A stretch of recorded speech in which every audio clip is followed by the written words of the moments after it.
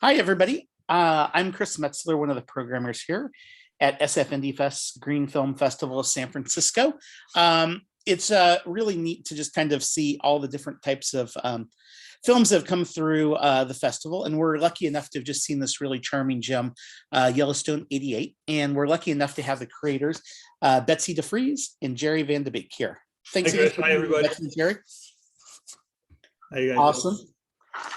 Well, maybe a good place to start is, when did you first hear about these events in Yellowstone, and what kind of inspired you that you wanted to make a film? Betsy, go ahead.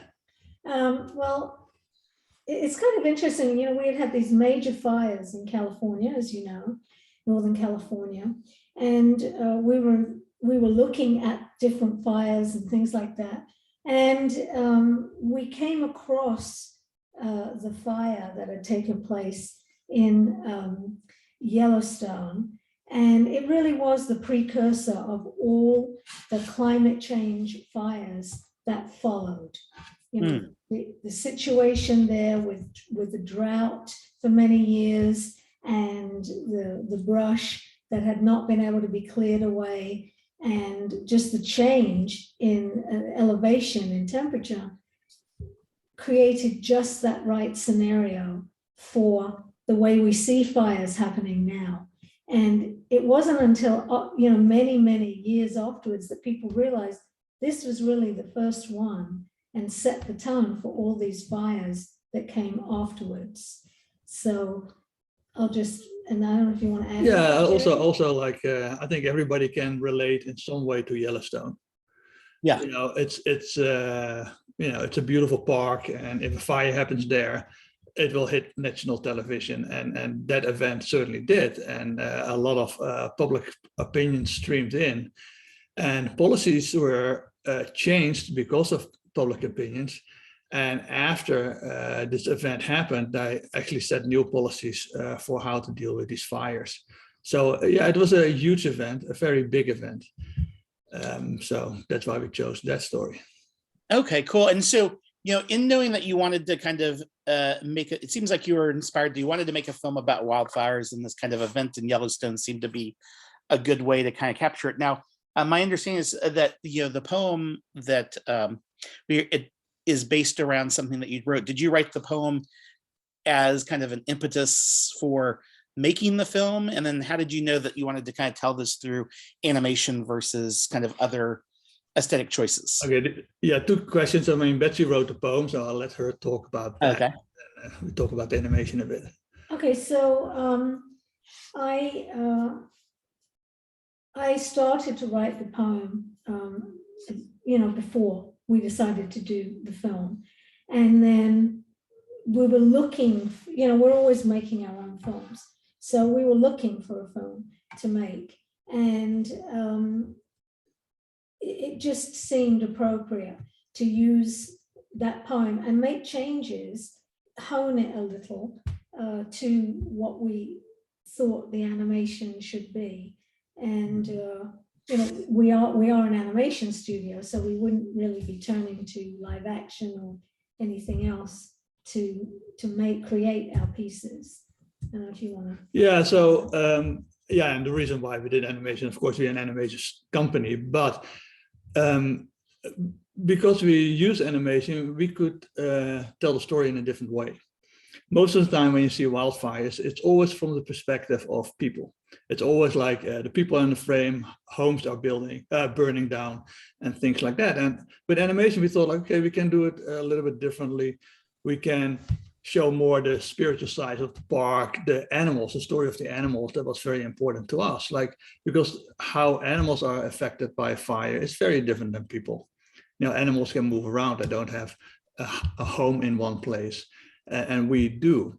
So we both thought, like, well, that would be a very interesting take because we've seen all the reporting of all the Californian fires, and it's always about people losing their homes, their livelihood, which is extremely sad.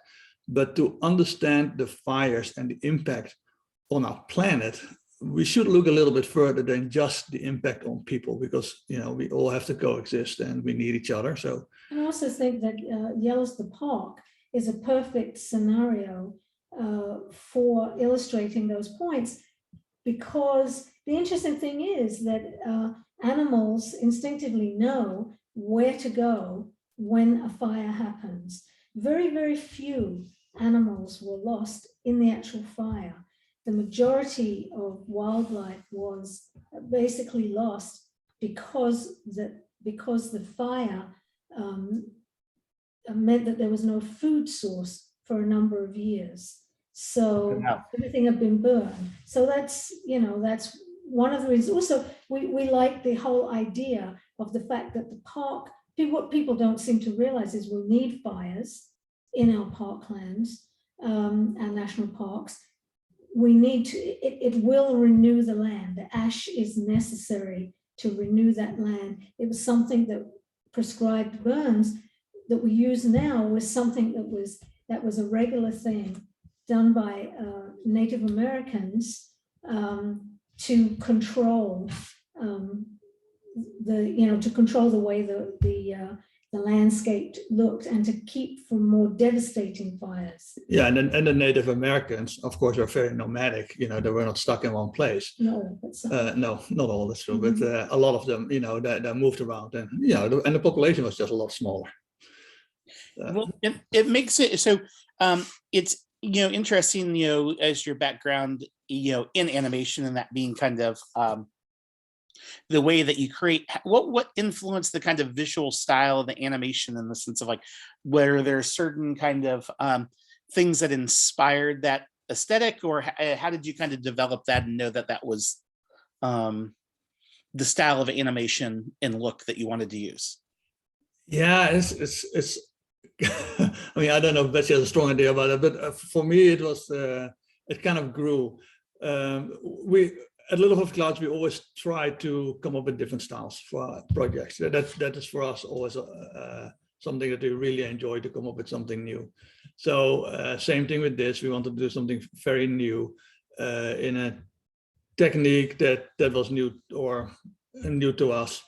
So we were just looking for different looks, and this does have a bit of folklore or maybe even a bit Native American side to it. I mean, we didn't really go for that specifically, but of course, we first started to like, how are we going to animate the fires and the woods and those environments? What would look good? We wanted to make it look epic.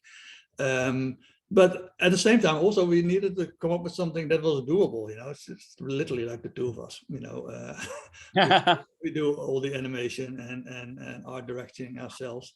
And these projects, they take a long time, and that change over time too. The whole look kind of like gets developed. So a lot of times we go back in time and redo scenes, because we kind of like we find ourselves moving through a different design as we go along, because we get better at things, or I would also say that there is a certain type of animation style that comes out in our work, no matter kind of what we're doing. Sometimes when we're doing commercial work, for ad agencies or clients, we're pushed into a certain style that they want to see. But when we're doing our own pieces, like for instance, there's a piece that we did before this called As the River Flows, and it was done for the River Otter Ecology Project. And it's about the river otters and the Northern California watershed. There is something that's quite similar about the animation style, even though we employ different techniques. You can, as the head of a CIFA in San Francisco, Carl Cohen, always says, you always know when it's a Little Fluffy Clouds piece. There's just something about the way you do your animations, which is true. We have a very distinct style, and it always comes through. And in this, I think it is very spiritual. We did bring the Native American mask making aspect to the animals. They look realistic, but when you really look at them, and for instance, if you go to Yellowstone88.com, which is the website for it. We have a lot of making ofs, and we have a lot of scene breakdowns, and you can see how those visuals were developed on that short site. You know, it's a really fun read, and with a lot of little animations there. Nice. Well, I think it turned out really cool, and was glad that you guys decided to tell this story. I mean, as we kind of wrap things up, I mean, I think one of the things people are always curious about animation is, with the two of you making this, about how long did it take, and what, how do you kind of keep the kind of creative vibrancy over the course of a long period of time? How long it took is very hard to say, because we do this. This is all self-funded, so we do that in free time, basically. Interwoven between paid jobs, but however, the pandemic really assisted here, because we didn't have any work for 7 months, so we were able to finish this off. We were able to add things to it, go back into scenes, make changes, and that worked in a way to our advantage, because there was not much else we could do. We couldn't get work, and it was really great to be able to get unemployment, be able to get a little bit of PPP to be able to make these pieces. But this was in the works for, I would say, at least 2 years, on and off. But you also have to work with other people. I mean, Mark Murphy from Secrets and Machines did the music. And he was working around other jobs. And he was working around other jobs, because there was also, he did it for the love of this project.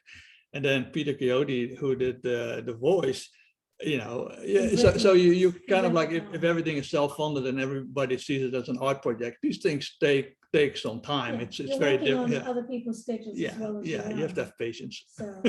Well, we appreciate you did the patience to do it. And where can folks see other films that you've done, or your guys' website, if they want to kind of continue to follow you?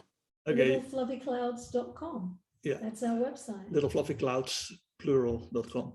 And you can see a lot of stuff about the River Otter project, or Yellowstone 88, and we have a lot of making ofs.